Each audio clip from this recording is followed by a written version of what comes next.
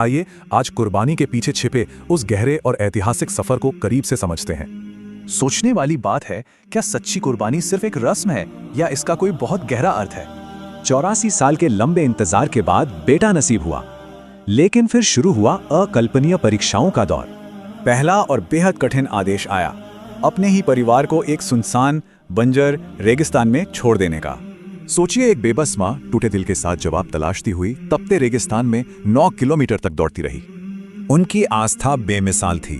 ये ईश्वरीय आदेश है जानकर उन्होंने बिना किसी शिकायत के पूर्ण समर्पण कर दिया। फिर खाली पहाड़ों के बीच वो खामोश अंधेरी रात आई, जहां भयानक भूख और प्यास ने उन्हें घेर लिया।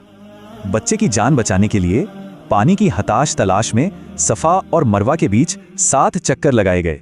मासूम को तड़पता देख उम्मीदें टूट रही थीं। बेबस माँ पूरी तरह निढाल होकर सफा पहाड़ी पर गिर पड़ी। और ठीक उसी वक्त एक अद्भुत चमत्कार हुआ। सूखी जमीन से अचानक पानी का एक शक्तिशाली सोता फूट पड़ा। जी हाँ, यही जमजम है।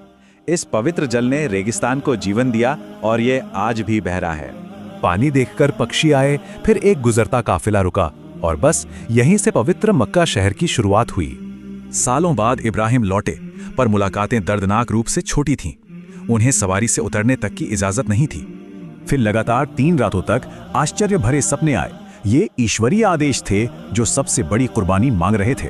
सोचिए, 92 साल के एक बूढ़े पिता के लिए अपने सबसे प्यारे बेटे की कुर्बानी का आदेश कितना दर्दनाक होगा। लेकिन बेटे का जवाब हैरान करने वाला था। डरने के बजाय इतनी कम उम्र में ऐसा पूर्ण समर्पण। इस्माइल के अंतिम अनुरोध रुला देने वाले थे। ये इसलिए थे ताकि पिता भावुक ना हो और मां बच जाए। इस सफर में शैतान ने परिवार को तोड़ने की हर मुमकिन कोशिश की।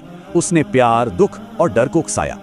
पर उस धोखेबाज को भगाने के लिए 3 अलग-अलग जगह पर 7-7 पत्थर मारे गए, पूरे 21 पत्थर। और फिर वो चमत्कार हुआ। सब तैयार था, लेकिन तेज छुरी ने लड़के को काटने से साफ इनकार कर दिया। आस्था की सबसे बड़ी परीक्षा पास हो चुकी थी। स्वर्ग से एक ईश्वरीय मेढ़ा भेजा गया जिसकी कुर्बानी हुई। इसी ऐतिहासिक घटना से गोश्त बांटने की वैश्विक परंपरा शुरू हुई। गरीबों, रिश्तेदारों और घरवालों का बिल्कुल बराबर हिस्सा। असल में सच्ची कुर्बानी सिर्फ जानवर की नहीं, बल्कि अपने अहंकार और बुरी इच्छाओं को हमेशा के लिए मारना है। इस पूरी कहानी का सबसे बड़ा सबक यही है, घोर विपत्ति में भी ईश्वर पर अटूट विश्वास और पूर्ण समर्पण। तो जरा सोचिए, सच्ची शांति पाने के लिए आज हमें अपनी किन सांसारिक इच्छाओं की कुर्बानी देनी चाहिए।